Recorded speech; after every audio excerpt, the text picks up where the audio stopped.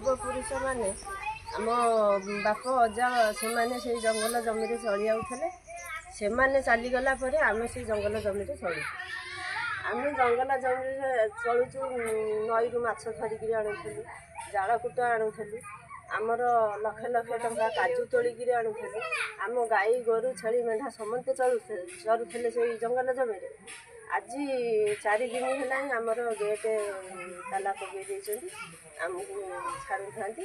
ଆମ କାଜୁ ପାଚିଲାଣି, ଆମ ଜଙ୍ଗଲ ଅଛି, ଆମେ କେମିତି କ'ଣ ସୁରକ୍ଷିତ ଆମେ ପାଇବୁ, ଆମକୁ ସେ ବାଟ ଦେଖାନ୍ତୁ। ଆମେ ବହୁତ ଅସୁବିଧାରେ ଚଳୁଛୁ। ଆଉ ଆପଣମାନଙ୍କୁ ଅନୁରୋଧ, ପ୍ରଶାସନ ଆମକୁ ଗେଟ୍ ବନ୍ଦ କରିକରି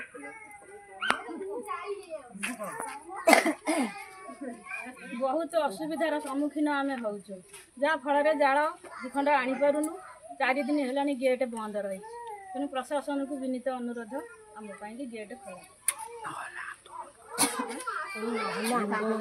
ନହେଲେ ଆନ୍ଦୋଳନ କରିବାକୁ ଆମେ ବାଧ୍ୟ ହେବୁ।